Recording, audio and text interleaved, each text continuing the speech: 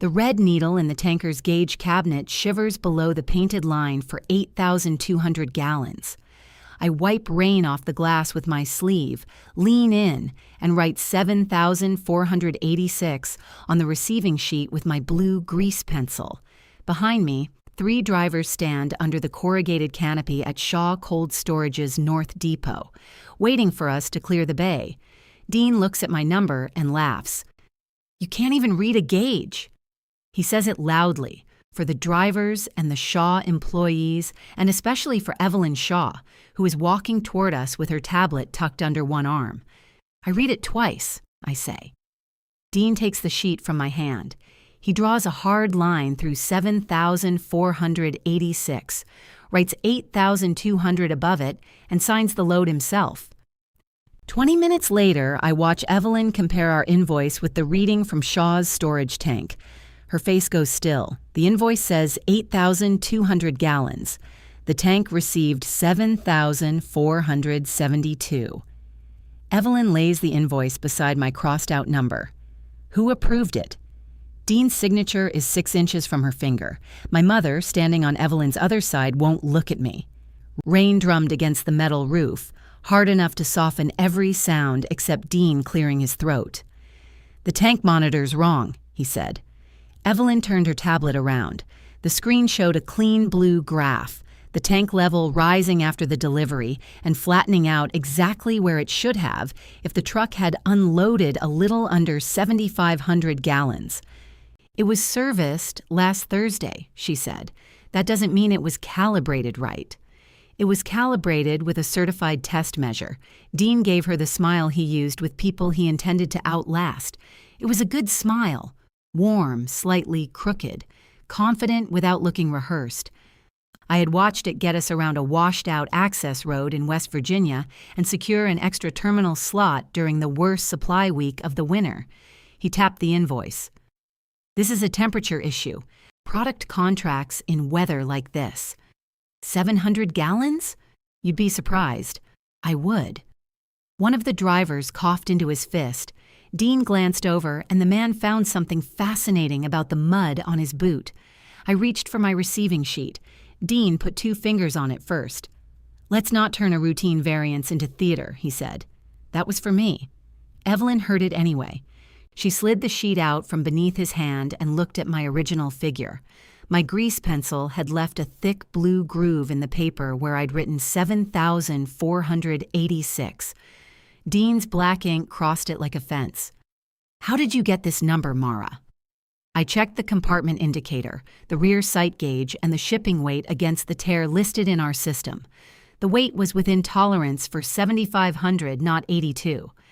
Dean sighed. The yard scale was bouncing all morning. It stabilized before I recorded it. "You were standing in the rain with trucks backed up to the gate.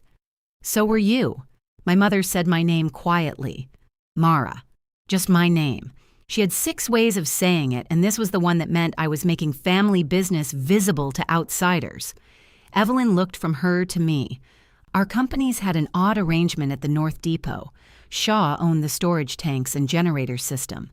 Bellwether leased the unloading bay, maintained the fuel island, and guaranteed enough diesel on site to keep 3 refrigerated warehouses running through an outage. It was our largest account, and the reason Dean had driven out personally that morning. He wanted Evelyn to renew for 5 years before a national distributor undercut us. He had worn his good raincoat to sign the wrong number. Evelyn picked up her tablet. "I'm putting this delivery in dispute. I want the load reconciled within 48 hours.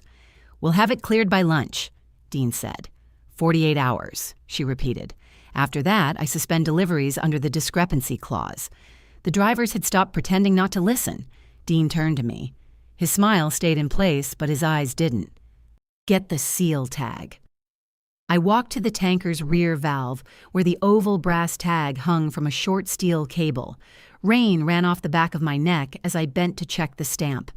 BWF-3914, the same number I had copied onto the receiving sheet at 6:17 that morning.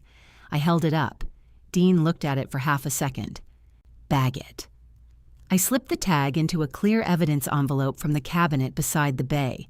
My hands were steady until I pressed the adhesive flap closed.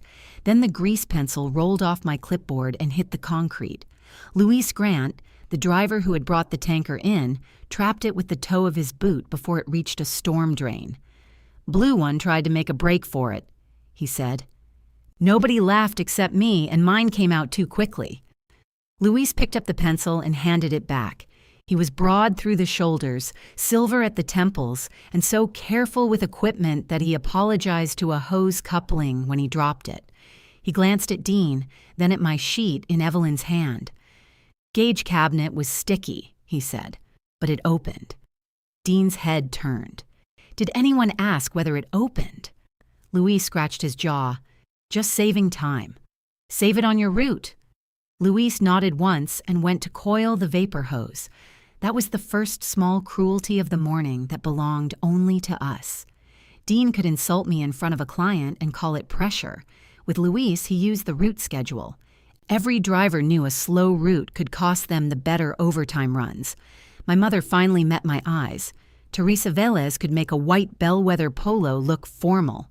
Her dark hair was pinned at the nape of her neck, her gold hoop earrings small enough for a fuel yard, and her expression composed with the care of someone carrying a full cup over uneven ground. "Office," she said. Dean went ahead of us, already pulling out his phone. Bellwether's North Depot office was a converted shipping container with 2 desks, a coffee machine, and a heater that smelled like toasted dust. A framed photograph of my grandfather hung above the printer. He was standing beside Bellwether's first delivery truck, one hand on the hood and the other holding the same style of blue grease pencil I used. Dean shut the door. "First thing," he said, "we don't admit a shortage." "I didn't admit anything," I said. "You gave Evelyn 3 separate reasons to think her monitor was right. She asked how I got the reading. And you answered like an expert witness. I answered like the person you assigned to receiving." He pulled off his raincoat and hung it over the back of a chair. "Your assignment is to verify the paperwork and keep the bay moving." My assignment sheet says physical volume verification. "Oh, good. You memorized it." I wrote it. That stopped him for a beat. When Bellwether took over fuel management at the North Depot, Dean had sent me a blank procedure template at 9 on a Friday night and asked for something usable by Monday. I built the receiving checklist, seal log, variance limits, and escalation chain. On Monday, he changed the header to Operation Standard Dean Velez and sent it to the client. At the time, I told myself the procedure mattered more than the name. My mother set her leather folder on the desk. "Both of you, sit down." Dean remained standing. So did I. She looked tired all at once, not weak. Tired in the specific way she got when the family and company became the same problem. "Could the gauge have stuck?" she asked me. "It could stick high or low. That's why I checked the weight." "Could the scale be wrong?" It passed its daily check at 5:45. Dean leaned against the desk. With an empty test pallet. With the 2,000-pound test block. His mouth tightened. "Since when do you supervise the scale inspection?" "Since the scale attendant was out with pneumonia and you asked me to cover his opening list." My mother rubbed one thumb across the edge of her folder. "Could the product have been held in the hose?" "Not 700 gallons. "Foam? It's diesel." Dean paced to the coffee machine. "This is what she does. Every question has one answer, and somehow the answer is always that everyone else missed something." I looked at him. "The answer is that the invoice doesn't match the tank. The invoice reflects the bill of lading. The bill of lading reflects what the terminal says it loaded. We're responsible for what we delivered." He turned, coffee forgotten. "Do you know what happens if Shaw flags us for short delivery while we're renewing?" "Yes." "No, you know the contract language. I know Evelyn. She takes one discrepancy to procurement. Procurement calls our lender, and suddenly we're explaining shrinkage ratios while we're trying to replace 2 tractors that should have been retired last year." His anger had shape now. It wasn't only about being contradicted. Bellwether had 2 trucks that burned oil, one that shuddered above 55, and a bank reviewing whether we could afford to replace them. Dean had kept those trucks moving with salvaged parts, traded favors, and the kind of mechanical instinct that let him hear a bad bearing through a diesel engine. He was good at his job. That made the ink across my number worse. My mother opened her folder and removed the disputed invoice. We'll inspect the tanker meter, verify the terminal ticket, and have Shaw retest its monitor. They already did, I said. We'll verify it ourselves. Fine. And until then, no one uses the word shortage. Dean looked at me. I looked at the blue pencil in my hand. Variance, I said. Thank you, my mother replied. Dean poured coffee. The machine sputtered, producing half a cup and a hiss. I said, the signed receiving sheet stays attached to the invoice. He took a sip and grimaced. It's being corrected. It was corrected. By you, that's part of the record. He set the cup down. You really want to do this? What is this? This performance where you act like Bellwether is some stranger's company and you're the only person honest enough to save it. My mother's shoulders moved with a slow breath. I waited for her to tell him he had crossed a line. She studied the invoice.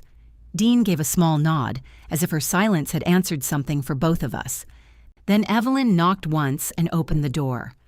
I need copies before your truck leaves, she said. Of course, my mother replied.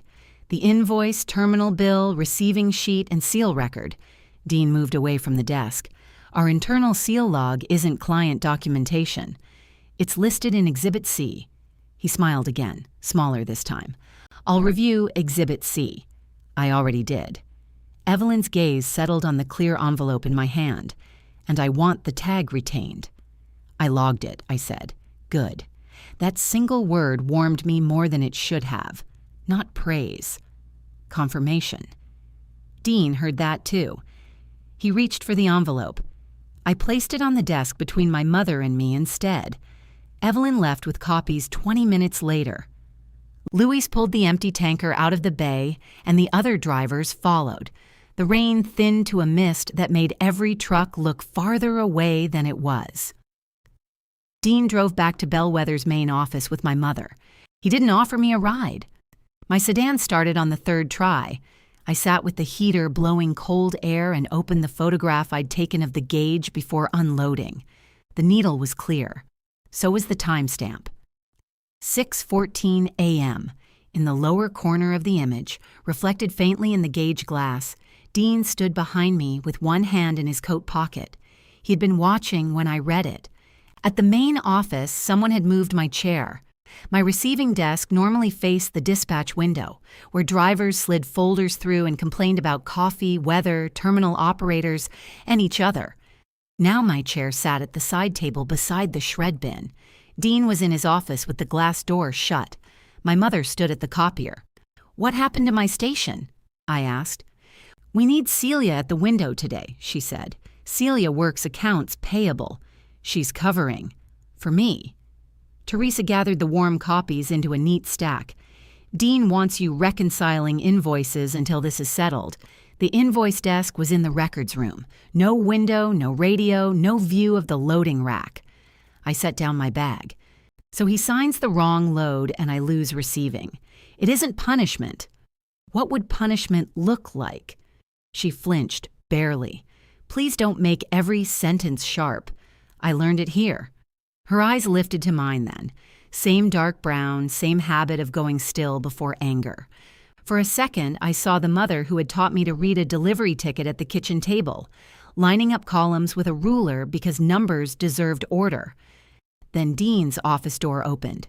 Mara, he called, bring me your North Depot log. It's in the shared drive. The original. I took the green ledger from my bag. I kept physical notes because digital forms could be reopened, overwritten, and improved by people who hadn't been standing in the rain. Dean held out his hand. My mother said, we only need today's page. I opened the ledger, removed the perforated duplicate, and gave him the copy. The book stays with me. He stared at the blue figures on the page. You don't trust the system. I trust the system enough to keep its backup. His smile returned, but there was no client to charm now. Records room, he said. You've got 48 hours of invoices waiting. By noon, I had found 6 fuel variances from the previous month. By 3, I had found 11. Most were small, 30 gallons, 42, 68. Numbers easy to blame on temperature, meter lag, or a driver squeezing a nozzle twice after the automatic shutoff.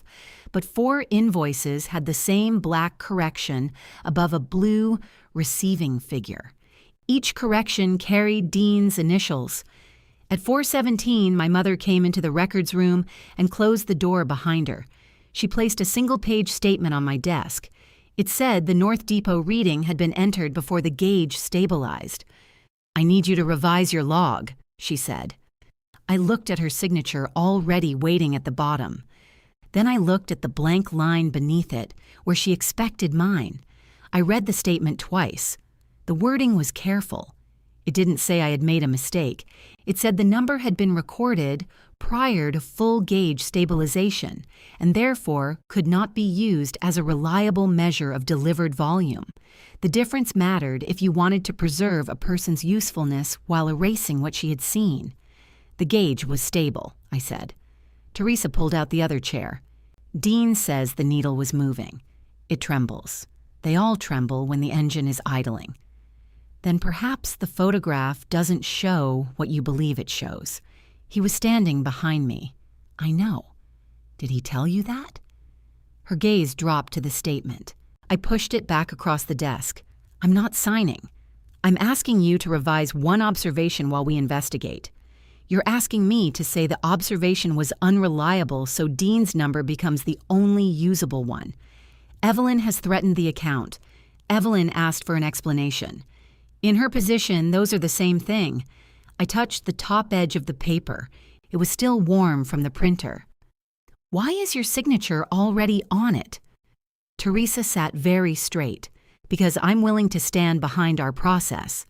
"No, you're willing to stand in front of Dean." Her mouth opened, then closed. I regretted the sentence as soon as I saw where it landed, but regret didn't make it false. She gathered the statement. "You've always believed accuracy excuses your delivery, and Dean believes delivery excuses his accuracy. Mara, that one wasn't sharp, that was balanced. Despite herself, she almost smiled. It appeared at one corner of her mouth and vanished. My mother loved me most easily when I made things lighter for her." She stood. "Think about it overnight. My answer won't change overnight. Then use the time to think about what happens after your answer." When she left, I opened the bottom drawer and slid my green ledger beneath a stack of obsolete terminal maps. The brass seal tag was locked in the quality cabinet at the North Depot, according to Evelyn's receipt. My photograph was backed up to the shared drive and my personal cloud account. The signed receiving sheet was with Shaw. I had proof of one bad load. The invoices in front of me suggested it wasn't one. I stayed until 7, matching delivery volumes against terminal tickets. At 7:10, the accounting system refused to open the route detail screen. I tried again. Access denied. Dean appeared in the doorway holding his keys. "You still here?" "My road access is gone." We tightened permissions. "Between 6 and 7? You said you didn't trust the system. So you made it harder to trust?" He leaned against the doorframe. "You're assigned to invoice reconciliation. You can see everything you need. I can see billed gallons. I can't see truck movements. You don't dispatch. I did yesterday, and today you don't." The fluorescent light above me flickered. Dean looked around the records room as if noticing for the first time how small it was. "You could fix this," he said, "by signing a false statement, by acknowledging a reading taken from a vibrating piece of equipment in bad weather might not be holy scripture. The tank received almost exactly what I recorded, according to Shaw's monitor, and the shipping weight, according to a yard scale you suddenly think is infallible." I folded my arms. "What do you think happened to 700 gallons? I think the terminal shorted the compartment or the loading meter drifted. That happens. We file a claim. They credit us. Shaw gets its adjustment. and everybody moves on. Then why did you write 8,200? Because that was the bill of lading volume. You didn't inspect the terminal meter, you inspected me. His expression changed. Not much, but enough. I corrected a clerk. You corrected the physical reading to match the paper. I kept a delivery moving, and now you need me to make your correction disappear. He pushed away from the doorframe. Go home, Mara. I'm off at 8. Not anymore. No overtime without my approval. The mortgage broker had asked for 3 months of pay stubs. My base salary was respectable only if nobody looked at rent, utilities, insurance, and the townhouse deposit I had already put down. The overtime made the numbers work. Dean knew, because my mother knew. He held the door while I shut down the computer. Think about the statement, he said. I did. Think about the townhouse. I stopped beside him. His face showed immediate regret, which somehow made it worse. Teresa worries, he said. She talks. You listened. Your family. At work, I'm a clerk. You made that clear this morning. I walked past him. The next day, the dispatch window went quiet whenever I entered the room. Celia sat in my chair, surrounded by delivery folders and looking personally betrayed by every driver who wanted something from her. I don't know what a split drop is, she whispered as I passed. 2 customers share 1 load. I guess that. What's a retain? Product left in a compartment for the next stop. Her eyes widened. Is that allowed? If it's documented. A driver at the window studied the ceiling. Celia lowered her voice. Dean told them you're auditing shortages. I'm reconciling invoices. He used the word theft. The driver cleared his throat. I didn't hear anything. I looked at him. It was Ben Rourke, who had once spent 20 minutes explaining to me that a missing flashlight was a symptom of civil decline. Good, I said. Then you won't need to repeat it. He reddened under his beard. Dean's new digital seal form arrived at 9:06. The email called it a modernization initiative. Effective immediately, drivers would enter seal numbers through a tablet, and paper seal logs would be discontinued. The form allowed edits by operations administrators. Dean and Victor were the only operations administrators. I printed the email and slipped it into my ledger. At 10, Teresa called me into her office. Victor was there, wearing his blue quilted vest even though the building was warm. My uncle had my grandfather's heavy hands and none of his patience. He picked up objects while he spoke, a stapler, a pen cup, the lid of a candy jar, and put them down in slightly different places. Sit, he said. I sat. He picked up the stapler. Your mother says you won't sign a clarification. It isn't accurate. It says the gauge was moving. It says the reading was unreliable. Needles move. This one indicated 7,486 gallons. The client received 7,472. Victor put down the stapler half an inch from its original dust outline. You went away and got trained in aviation fuel. Very exact, very regulated. Good experience. But this is bulk diesel. It sloshes. I looked at my mother. She was reading an email on her monitor with intense concentration. I've handled bulk diesel for 3 years, I said. At Bellwether, you've handled it for 11 months. I wrote the receiving procedure. Dean approved it. Dean put his name on it. Victor's eyebrows rose. Is that what this is about? My mother finally looked up. It isn't. You sure? He asked her. I'm sure. Victor rotated the pen cup. Your cousin is trying to renew a $6 million account. He doesn't need you making him look crooked over a bad gauge. I don't control how his signature looks. That's clever. It wasn't meant to be. Everything you say sounds meant. The unfairness of that nearly made me laugh. Dean could say whatever came into his head and call it passion. I chose words carefully and got accused of hiding knives in them. Victor leaned forward. Sign the clarification and Dean will restore you to receiving. There it was, clean enough to be useful. Was I reassigned because I refused to sign? Teresa's face tightened. Victor set the pen cup down. You were reassigned because the client saw conflict in the bay. The conflict was Dean changing a measured number. The conflict was two Velezes arguing in front of Evelyn Shaw. I didn't know our last name made him less wrong. My mother said, "That's enough." Victor stood. Family gets through bad weeks by deciding which hills aren't worth bleeding on. I stood too. Then tell Dean to stop climbing this one. He stared at me for several seconds. Your grandfather never confused stubbornness with character. I picked up the statement and tore my unsigned copy in half. He also never changed my figures. I was almost at the door when my mother spoke. If you leave now, don't expect overtime to be restored. I turned. Her hands were flat on the desk. She couldn't look at me again. Okay, I said. That hurt her. I saw it. I left anyway.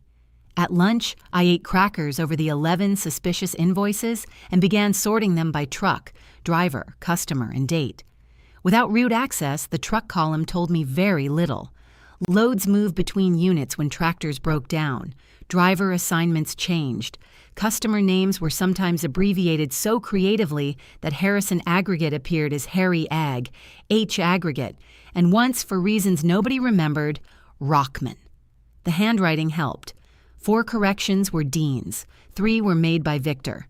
The rest had no correction, only clean digital totals that matched the invoice exactly. Luis came in at 12:40 carrying a thermos and a delivery pouch. "You hiding back here?" he asked. "I've been promoted to artificial light."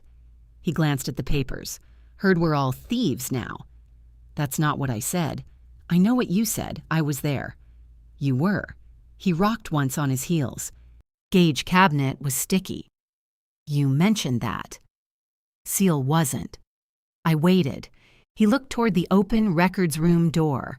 Celia was arguing with someone about whether a purchase order could have feelings.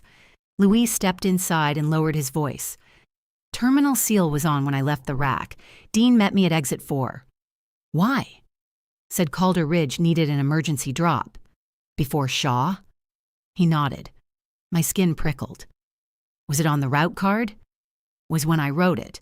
"Where's the card?" "Turned it in." I searched the stack beside me for his pouch from the previous day. The invoice, terminal bill, and electronic delivery ticket were there. No route card. "Did you retain product?" I asked. "Compartment 3, 720 gallons, give or take what stayed in the line. The number sat between us. Did Dean change the electronic quantity?" Luis unscrewed his thermos cap, then screwed it back on. "Dean said dispatch would handle it. Calder's meter printer is dead again. You delivered without a printed ticket?" He signed my carbon. "Who?" "Eli Calder. Where's your copy?" Luis studied me. "If I give it to you, Dean says I'm covering myself." "You are covering yourself." "I'm also handing you a match in a fuel yard. I'm not asking you to accuse him of anything. I'm asking for the document." He rubbed his thumb along a dent in the thermos. Months earlier, a transfer pump had seized on his truck. Dean wanted to deduct the damage from Luis's safety bonus because the inspection sheet showed no defect. I found 3 maintenance requests reporting the same noise and brought them to payroll. Luis kept his bonus. Dean called me our resident archaeologist for weeks. Luis exhaled through his nose. "Truck 3, side box, under the spare gloves. Why didn't you turn in both copies?" "Habit." "You don't have that habit." "No," he said. "I don't." He walked out before I could thank him. I waited until Dean left for the terminal. Then I crossed the yard to truck 3 with a clipboard under my arm. The side box smelled like rubber, diesel, and the cinnamon gum Luis chewed on long runs. Beneath 2 pairs of orange gloves lay a curled pink carbon. Shaw North 8200 had been crossed out in Luis's block letters. Above it, he had written, "Calder Ridge, 720, retained from Comp 3, Outh D. Velez." Eli Calder's signature ran along the bottom. A shadow crossed the open compartment door. "You lose something?" Dean stood 3 feet behind me. I kept one hand on the pink route card. "Found it," I said. His eyes dropped to the carbon. For the first time since Evelyn asked who had signed the load, Dean looked frightened. Then the fear settled into calculation. He held out his hand. That belongs to operations. I folded the carbon once and put it inside my clipboard. Luis wrote it, I said. It belongs in the delivery file. I gave you an instruction. You asked for it. His mouth tightened. Hand it over.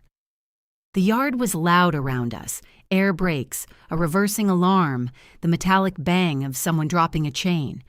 Through the dispatch window, Celia was watching with her phone held to one ear. I couldn't tell whether there was anyone on the other end. If I give you this, I said, will you put it back in the file? That's not your decision. It's the record of where the fuel went. It's one driver's handwritten note with the customer's signature. Dean stepped closer. Rainwater from the morning still clung to the seams in the pavement. His boots stopped just short of mine. You climbed into a driver's equipment box without authorization. Luis told me where his copy was. Luis doesn't assign your work. Neither does the statement you wanted me to sign.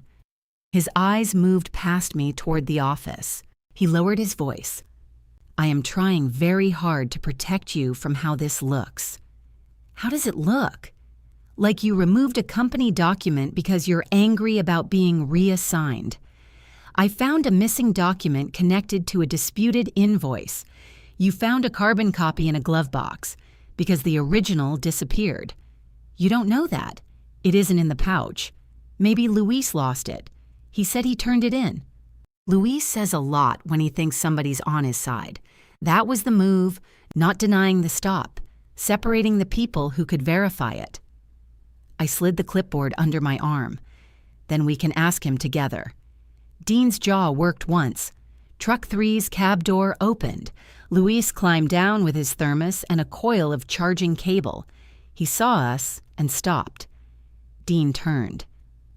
Did you authorize Mara to enter your side box? Luis looked at me. I said nothing. Yes, he said. Did you tell her to remove route paperwork? I told her where my carbon was. Why? Because she asked where the load went.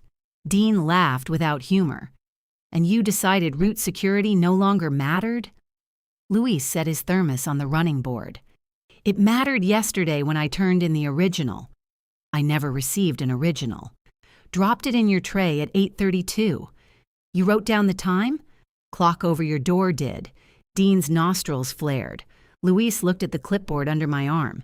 You find it? Yes. Good. Dean faced me again. Office, both of you. No, I said. He blinked. We can talk in Teresa's office with a witness, or we can talk here. I'm not going into your office so you can describe the conversation later. Celia's face disappeared from the dispatch window. Dean gave me a long, measuring look. Keep the carbon. You've already made your copy, I'm sure. I hadn't. He knew that. He walked away. Luis watched him cross the yard. You make a copy? Not yet. He grabbed his thermos. Then I'd move with purpose. Celia had the copier warmed up before I reached it. I wasn't watching, she said. I didn't ask. I was waiting to see if you needed a witness. I looked at her. She made a face. Accounts payable gets ugly at quarter end. I copied both sides of the carbon, scanned it to the disputed load folder, and emailed the scan to Teresa, Dean, Victor, and myself with the subject line, Missing Route Document Shaw Load. Then I handed the original back to Luis. He pushed it toward me. You keep it. It's your copy. Put it somewhere safer than spare gloves. He folded it into his shirt pocket. At 2:13, Dean sent a company-wide email reminding employees that unauthorized removal of operational documents could result in termination. At 2:19, Victor forwarded it to me with 2 words, last warning. At 2:27, Celia rolled her chair into the records room carrying a plastic tub of invoices. Accounts payable is caught up, she said. It's Tuesday. I'm excellent. You hate reconciliation. I hate Dean more today. I looked toward the hall. She nudged the door nearly closed with her heel. Don't make that face. I'm not joining a resistance movement. I have vendor credits that don't match our fuel accruals. She set 3 statements on my desk. The terminal had billed Bellwether for full loads, but Bellwether's customer invoices showed small quantities delivered later, sometimes days apart. Could be split deliveries, I said. Then they should tie to route tickets. They don't. They tie if I use invoice dates.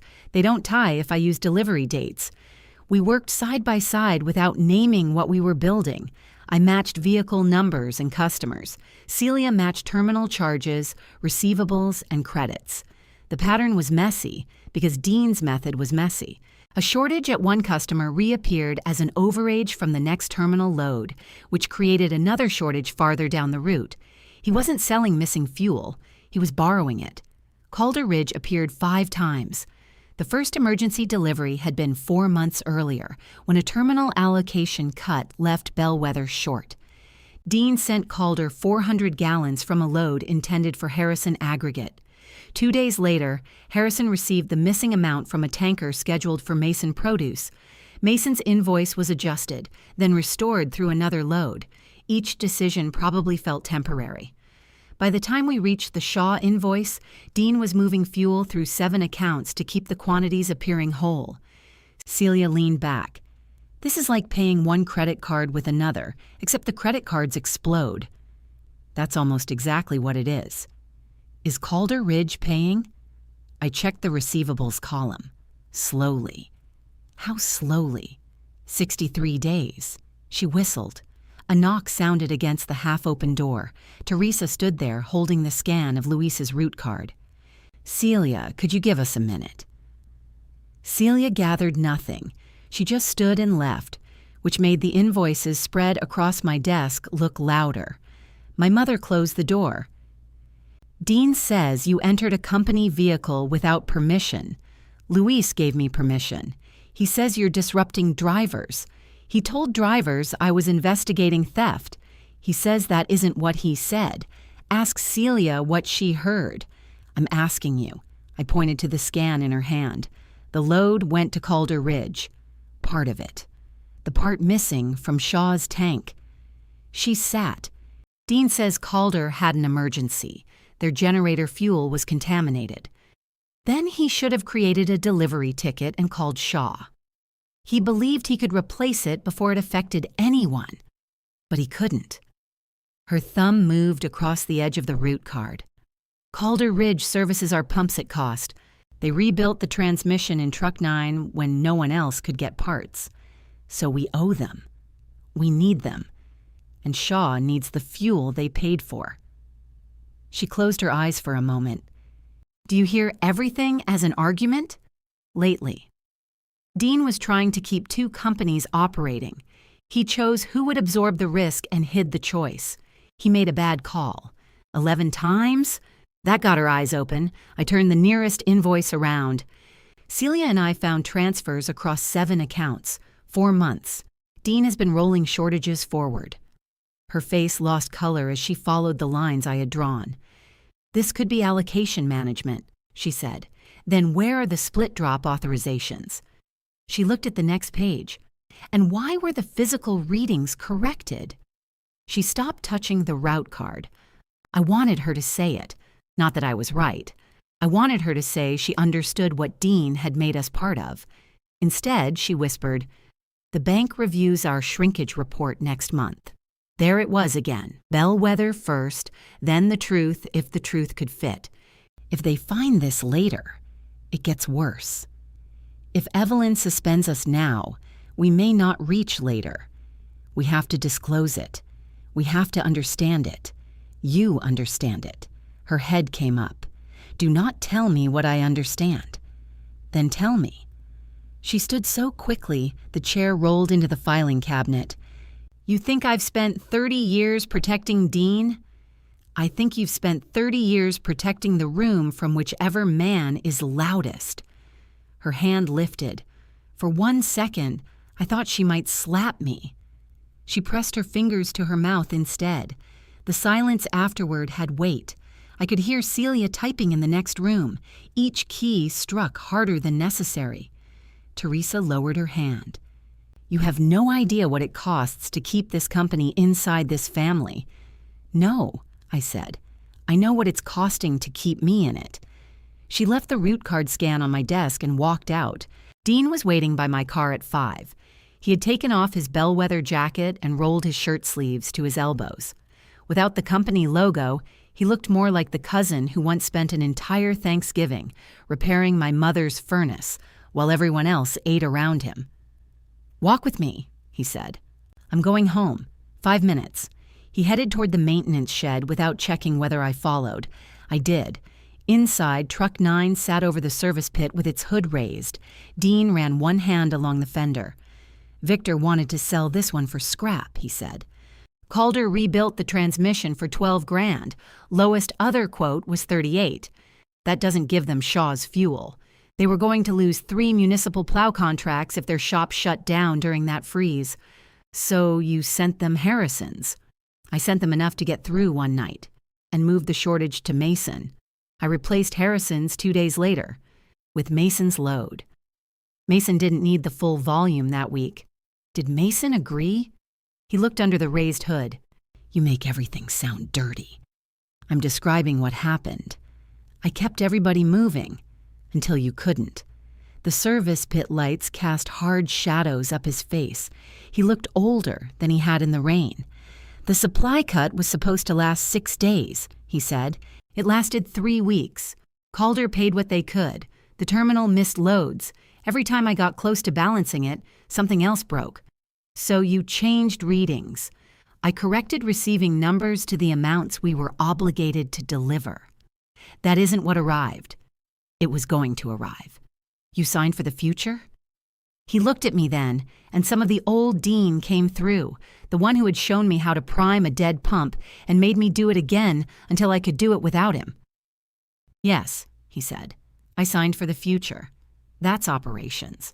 You solve tomorrow with what you have today. And when tomorrow comes, you solve it again." I shook my head. He stepped closer. "I can give you inventory manager." The offer landed softly. "You said I had to learn how Bellwether does things. You have, apparently. Proper salary. Your overtime issue goes away. You report to me, but you control receiving and reconciliation. We tell Evelyn the terminal shorted us. We credit Shaw today and balance the internal accounts over the next quarter. You want me to manage the numbers you changed. I want someone capable fixing a system that grew past me." It was the first honest thing he had said to me. For one dangerous second, I saw how it could work. A real title. Enough salary for the townhouse. Authority to inspect every load. My mother relieved. Dean grateful until gratitude turned back into irritation. I could unwind the shortages quietly and protect the drivers. "And the statement?" I asked. "You sign it." "No." His face closed. "I'll help reconcile every account," I said. "But Shaw gets the real explanation. Every client gets credited for any shortage, and the physical records stay unchanged. That puts our renewal at risk." "Yes." "The credit line." "Yes." "People's jobs." "Don't hand me everybody's paycheck like you didn't make the choices." His voice sharpened. "You think Evelyn will reward you? She'll replace us with National Petroleum before lunch." "Maybe. And when the bank freezes expansion, you can explain principles to the mechanics driving unsafe trucks." The words found their mark because the trucks were unsafe, and we both knew it. He saw that. "We can fix this from inside," he said more gently. "But I need to trust you. You need me to lie. I need you to choose us." I took the blue grease pencil from my pocket. Its paper wrapper was peeling where rain had soaked it. I set it on Truck 9's fender between us. "I wrote the right number," I said. "You chose what happened next." I left him beside the open hood. At home, the mortgage broker's message was waiting. Without consistent overtime, my debt-to-income ratio no longer qualified for the townhouse loan. The seller would keep part of my deposit if I missed the financing deadline. I listened twice, then sat on the kitchen floor because the only chair in the room was stacked with boxes I had packed too early. At 8:42, Evelyn emailed me. Please attend tomorrow's reconciliation meeting. Bring your original receiving ledger and any supporting route documentation. Bellwether ownership has been notified. 3 minutes later, Dean sent a calendar invitation for the same meeting. Attached was his written explanation. It said I had misread the gauge because I was unfamiliar with tanker vibration and had removed route records after being corrected. At the bottom, beneath Victor's approval, was a note stating that the brass seal tag could not presently be located. I opened Evelyn's receipt, item retained, one oval brass seal tag, BWF-3914. Storage location, North Depot Quality Cabinet, Bay Office. Released by Mara Velez. Accepted by Evelyn Shaw. The digital copy had both signatures and a photograph of the tag inside the clear envelope. I attached it to a reply addressed to Evelyn, Dean, Teresa, and Victor. The seal tag was retained at the client's direction. Please see receipt. I have not removed or handled it since 7:02 yesterday morning. I stared at Dean's explanation for another minute, then forwarded it to Luis. Are you willing to bring your carbon route card? His answer came before I could put down the phone, already made 3 copies. Celia responded at 9:11. I have the vendor reconciliation. Also, your cousin is bad at spreadsheets. I laughed on the kitchen floor with my eyes still wet. The laugh changed nothing. The townhouse was still slipping away. My mother had still signed a statement built to erase mine. But loneliness had been the strongest piece of Dean's version. The difficult clerk against the company, the family, and every driver whose route she had disrupted. It wasn't true anymore. I cleared the boxes off the chair and worked until 1 in the morning. The packet began with the simplest chain I could build. Terminal bill, gate weight, my receiving entry, gauge photograph, Shaw tank reading, Dean's correction, Luis's route card, Calder Ridge signature. Each document answered one question and raised the next. Celia's reconciliation covered the other accounts. I removed everything we couldn't support with 2 records. That cut 11 suspicious invoices down to 7. 4 had physical receiving figures overwritten, 5 connected to Calder Ridge. All 7 carried fuel forward from one delivery to another. I added a page called Required Corrections, Customer Volume Audit, Immediate Credits for Confirmed Shortages, Independent Inventory Review, Written Authority for Receiving Staff to Stop Disputed Loads, No Alteration of Physical Records without dual approval. I did not include Dean's removal. That wasn't my authority. At the bottom, I wrote what was. I will not sign a statement contradicting my recorded observation. At 7:30 the next morning, I walked into the North Depot office with my green ledger under one arm and the reconciliation packet in my bag. Dean sat at the far end of the folding conference table. Victor was beside him. Teresa had taken the chair in the middle, which left her belonging to neither side. Evelyn stood at the quality cabinet with a key. Thought we'd settle one question first, she said. She opened the cabinet and removed the clear evidence envelope. The brass tag lay inside, darkened at the edges from years of handling. Dean looked at Victor. Victor looked at the printed receipt in front of him. Evelyn placed the envelope beside the disputed invoice. It was never missing. Dean opened his leather portfolio. Our internal copy of the retention log hadn't been uploaded when I drafted the explanation. It was in the disputed load folder, I said. I didn't have access to Shaw's cabinet. You had access to the receipt. Victor raised a hand. We can spend the morning arguing about where a tag was stored, or we can resolve the delivery. The door opened behind me. Luis entered wearing a clean bellwether work shirt and carrying his pink carbon inside a plastic document sleeve. Celia followed with a laptop and the vendor statements. Dean stared at them. Why are they here? I requested the driver, Evelyn said. Mara requested accounting support. Both are relevant. Mara doesn't decide who attends client meetings. Evelyn took her seat. I do. Luis sat beside me. Celia remained standing until Victor reluctantly moved his briefcase off the last chair. Dean looked at my green ledger. Is that the original? Yes. I'd like it entered as company property before we begin. It's a company record in my custody. You can inspect it here. You removed it overnight. I've taken it home every night since you assigned me to North Depot receiving. That doesn't make it appropriate.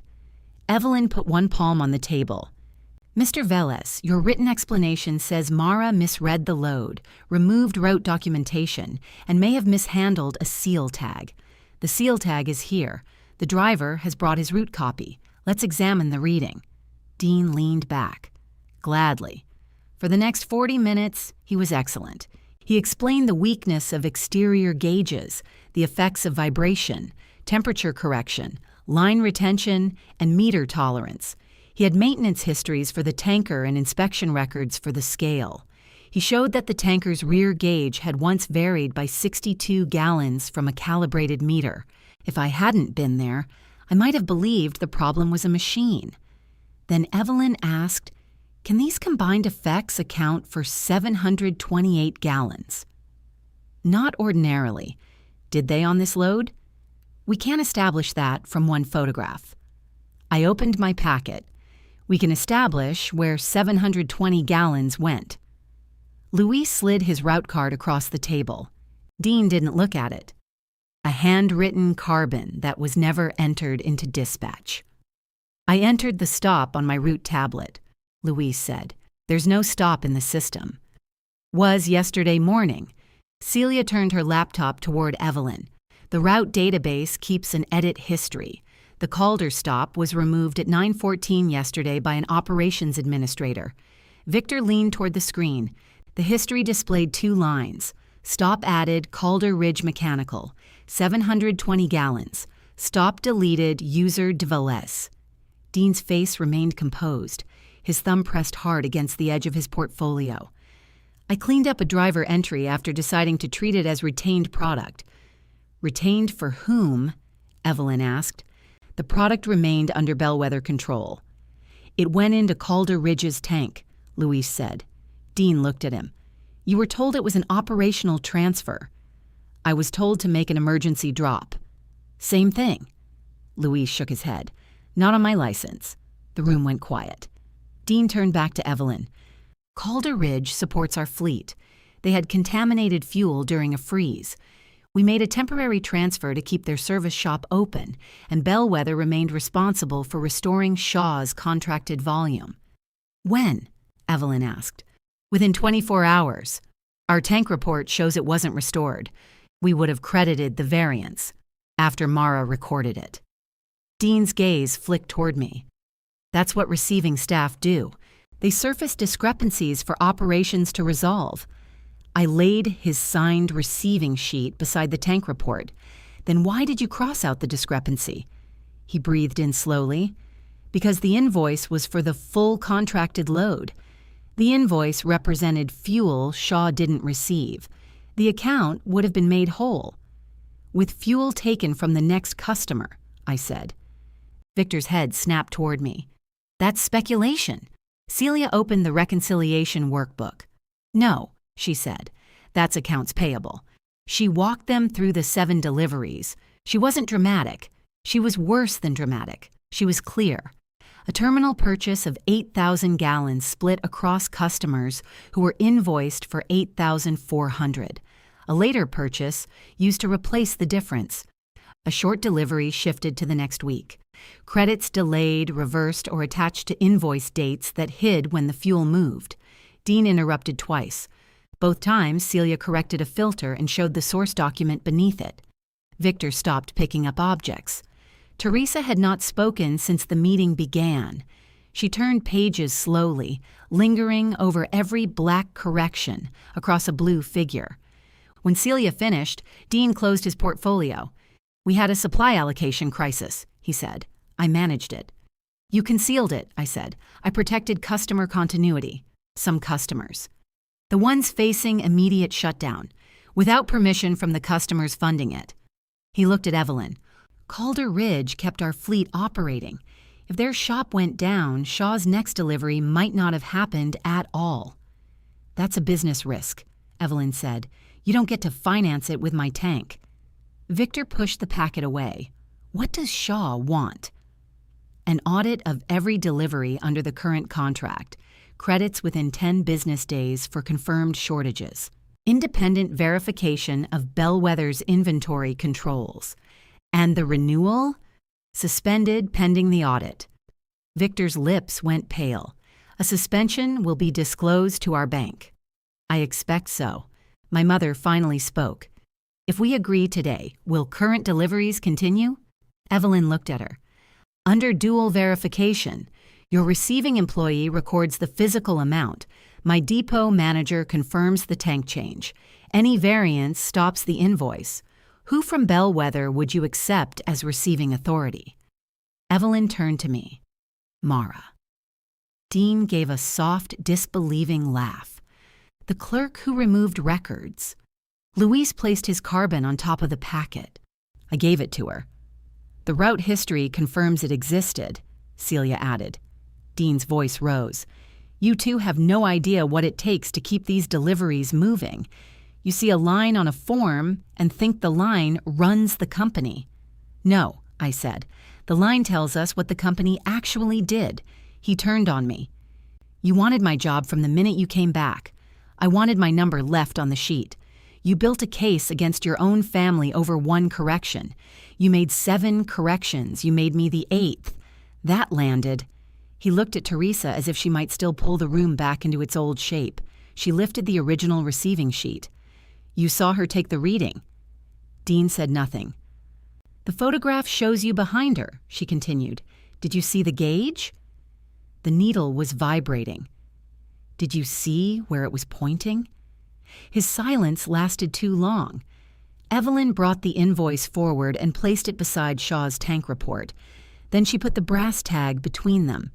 7,486 recorded before unloading, she said. 7,472 received into the tank. 8,200 invoiced. Her finger moved to the signature. Who signed the load? Dean looked down. I did. The words were quiet. The revenge I had imagined during the worst minutes wasn't quiet. In those versions, Dean understood everything at once. My mother chose me without hesitation. Victor apologized in complete sentences. The real room stayed uncomfortable. Victor blamed the supply terminal, Calder Ridge, and weak software controls before Evelyn reminded him that none of those had signed the invoice. Dean admitted he had shifted fuel, but insisted every gallon was recoverable. Teresa asked for 10 minutes alone with Bellwether's representatives. Evelyn took the brass tag and left. Luis and Celia followed her. I stayed because my name was on the company polo, and because leaving would let them turn the problem back into a family disagreement. Victor stood at the window. If Shaw reports this as intentional misbilling, the credit line is finished. Dean looked at the table. I can balance the accounts. No, Teresa said. He raised his head. She folded the statement she had asked me to sign into a narrow strip. You're done with operations effective today. Victor turned. Teresa. You approved his explanation without checking the receipt. You're done with operations too. You don't have the votes to remove me from ownership. I'm not removing you from ownership, I'm removing you from an operating role. We'll put it to the committee this afternoon. Dean's chair scraped back. What am I supposed to do? Help the independent reviewer trace every transfer, then we calculate the credits. And after? My mother looked at him for a long time. Your stake will be valued after the liabilities are known. Bellwether will buy it back over time, less the portion assigned to these losses. Victor swore under his breath. Dean looked at me. This what you wanted? No. What did you think would happen? I thought you'd stop before someone made you. His face twisted, but the anger didn't hold. He looked suddenly exhausted. I was close, he said. I know. That was the cruelest truth I had for him. The audit lasted 7 weeks. Bellwether credited 4 customers, reimbursed Shaw, and withdrew its credit line expansion. We leased one replacement tractor instead of buying two and parked truck 9 until it could pass an independent inspection. Calder Ridge signed a repayment schedule and lost its preferred service arrangement. Dean worked with the reviewer for a month, then left. On his final afternoon, he returned my blue grease pencil without mentioning where he had kept it. He set it on my desk and said, "Gauge cabinet at North still sticks.